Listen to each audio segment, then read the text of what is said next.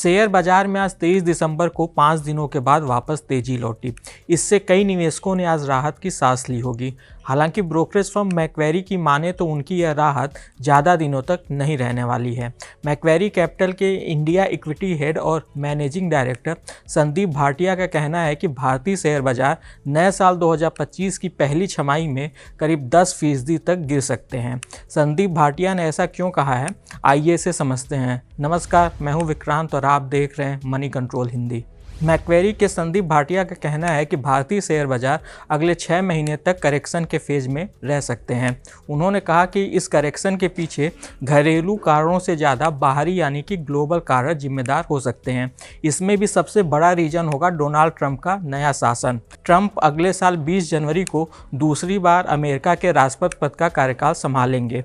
वह पहले ही कई देशों के प्रोडक्ट पर टैरिफ लगाने की धमकी दे चुके हैं। यहाँ तक कि उन्होंने भारत को भी रेसिप्रोकल टैक्स लगाने की चेतावनी दी है।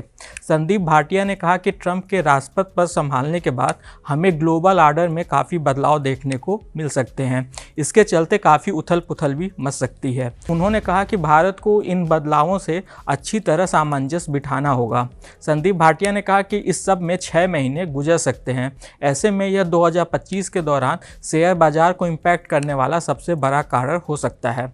संदीप भाटिया ने कहा कि कई एनालिस्ट इस बीच भारतीय शेयर बाजार में घरेलू निवेशकों या SIP म्यूचुअल फंड के जरिए आ रहे पैसे पर दांव लगा रहे हैं। उनका कहना है कि घरेलू निवेशकों से मिल रहे सपोर्ट के दम पर शेयर बाजार ग्लोबल झटकों को आसानी से सह लेगा, लेकिन वो इस बात से सहमत नहीं है। उन्होंने कहा कि कंपनियों के खराब नतीजों के चलते जो निराशा पैदा हुई है उसे यह घरेलू सपोर्ट जरूर काफ़ी हद तक कम कर सकता है। संदीप भाटिया ने कहा कि हालांकि अगर इस बीच भारत की GDP ग्रोथ रेट में फिर से तेजी आती है तो यह कुछ चुनौतियों को संतुलित करने में मदद कर सकता है। मार्केट में अभी कहाँ निवेश करें, इस सवाल पर संदीप भाटिया ने कहा कि भारतीय इकोनॉमी के लिए सबसे अहम सेक्टर हमेशा से कंजम्पशन रहा है, लेकिन यह भी इस समय कमज़ोर दिख रहा है। उन्होंने कहा कि इस सेक्टर के लिए शायद सबसे बुरा वक्त बीत चुका है, लेकिन इसकी रिकवरी अभी भी धीमी रह सकती है। कंजम्पशन सेक्टर के भीतर भी रिकवरी में असमानता है।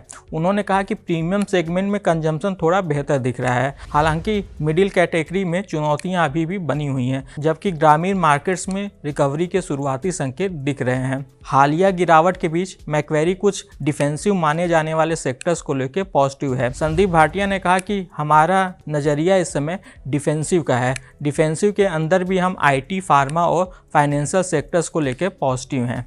आज के इस खास वीडियो में बस इतना ही। आपको यह जानकारी कैसी लगी हमें कमेंट कर जरूर बताइएगा।